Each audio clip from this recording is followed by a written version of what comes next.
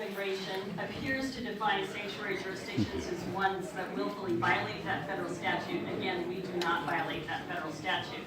However, the Trump executive order also appears to give the Department of Homeland Security Secretary discretion to determine what is a sanctuary city. And it threatens to withhold all federal grants, not just law enforcement grants, from sanctuary jurisdictions. The city's position is that we comply with the current federal statute. We comply with state law. We do not use city resources to detect or arrest people for immigration violations. We believe it would violate the 10th Amendment to the United States Constitution for the federal government to require us to assist in enforcing federal immigration laws or to withhold all grant funding if we do not do so. We're coordinating with numerous other jurisdictions on these issues. As I mentioned, one way that we're doing so is participating in amicus briefs in a variety of legal challenges. We're also participating in a number of work groups. In sum, the resolution is the continuation and an extension of long-standing city practices, and we are proud to work on it and to support it. Tracy, can I follow up on one second? Absolutely. Because, and I think your very clear presentation, because there's been a lot of threats issued out of Washington, I think a lot of misunderstanding in the public. I want to clarify 2 points.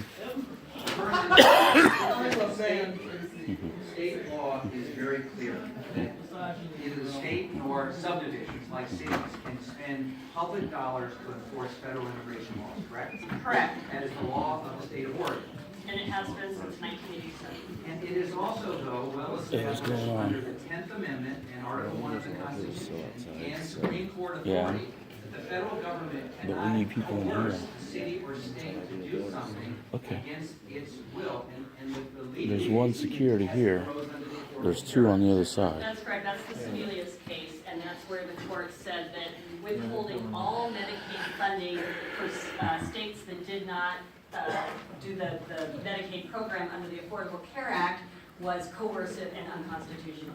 So to those who are students of civics, let's be clear, because we took an oath to uphold both the state and the federal constitution. The state law is clear, and the 10th Amendment in Article 1 is clear, and the Supreme Court, Justice Roberts, the conservative Chief Justice, issues a decision in that case. So we believe we are on strong footing, and if there was an attempt to withhold funds from us, we would be joining with cities and states around the country to fight that federal court system. Absolutely. Thank you.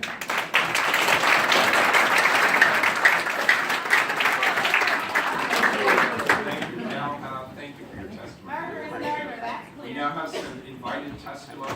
Andrea Williams from Casa, Oregon, and Casey Jama from Unite Oregon and Portland United Against Hate Coalition. Also clear that you should resign. Fuck that waiter. Oh, very good. Catch me I outside. appreciate it. Mayor Wheeler and council members, thank you so much for the opportunity to testify in support of the city of Portland that is a welcoming city, a sanctuary city, and an inclusive city for all. My name is Andrea Williams. I'm the executive director of COSA. We're a human rights organization based here in Oregon. Over the last 20 years, we've been a key advocate in Oregon for immigration reform, tuition equity, and driver licenses. And today's resolution is very close to our hearts. And we hope to see ongoing support and engagement with the immigrant community One security through on this additional side, you have city two on the other initiatives. side. Three on that side. The week after the presidential election, Mayor Wheeler's transition team, in addition to staff from Commissioner Fritz's office, got in touch with me. They called me, they texted me just on that Sunday right after the election. And they were asking about sanctuary, what it was, what it could do. And I want to first say thank you for reaching out to us in that really difficult week. At that time in November, we were anticipating the worst changes to immigration enforcement. And of course, here we are in March, and we're beginning to see the negative impacts of the president's executive orders on immigrant families already. As you heard earlier, it is a really uncertain time for immigrant families, many of whom we work with. They have been afraid of going to the courthouse.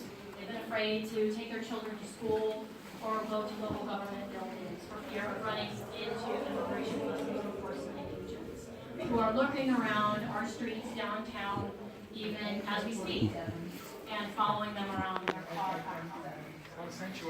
It's vital that immigrant families hear loud and clear from their city that they won't be under threat of deportation for simply interacting with city institutions. Passing this resolution reiterates and clarifies the city's policy when it comes to interacting with immigration enforcement, and it also strengthens the city's policy by including a training component to ensure that staff are complying with the law and understand how to respond if contacted by ICE, which is really critical in building community trust. I do want to say that, this is also important because we're under attack at the state level as the anti-immigrant activists and elected officials try to repeal the 30-year law that we currently have. They're trying to qualify it to go to the 2018 ballot, and passing these types of resolutions builds our support for the state law as well, so thank you for that. Going back to the piece about community trust, as you know, it takes years to build trust, but only moments for it to go right. Just recently, we read reports by the Portland Tribune of how a Multnomah County Sheriff's deputy helped ICE arrest an undocumented individual with no criminal conviction last summer. Those kinds of stories are really huge setbacks for our ability to engage with the community.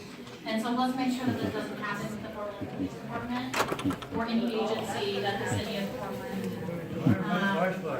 has by passing this resolution. Over the last 3 months, council has worked with cities to pass similar local resolutions that prevent local resources from being used to separate immigrant families. So far, McMinnville, Salem, Newburgh, Hillsborough, Astoria, Eugene have passed similar resolutions, and I'm really excited for Portland to join that growing list of cities in the world.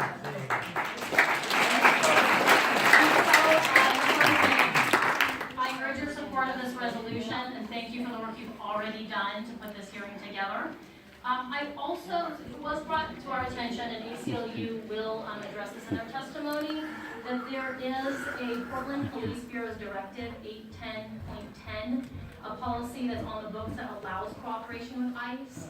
And so we suggest and Fire ask Mike and urge you to Marshman. please revise Fire Mike Marshman. and to suspend that directive because we believe it's in conflict with this resolution, and that Dos Santos will elaborate on that shortly. So thank you again, and I hope that we can continue to work together to figure out other ways to make improvements and move the city forward. Thank you. We appreciate your testimony. Good afternoon, Mayor Wheeler, council members. My name is Allison Perry, and I'm the Director of Community-Based Programs for Latino Network.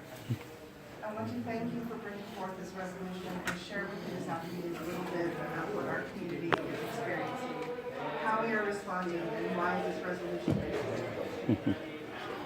In the days and weeks following the elections, Latino Network heard directly from our program clients and participants about the impact that the political rhetoric that developed our country had on them. Sadly, children were bullied in schools and in stores and in the workplace. So security's not letting this guy in. That stepped out in solidarity with their individuals, local governmental bodies, or school officials who gave them hope. Similarly, the President's executive orders on immigration and refugees have generated a level of fear and trauma in our community that will have lasting impact for years. Immediately after the election, we held 3 community forums to bring information from immigration attorneys, law enforcement, and school district leadership, and to listen to community concerns in question and to provide resources. What we heard in those days following the election and since were instances, again, of bullying in schools. Our community being targeted in general by people emboldened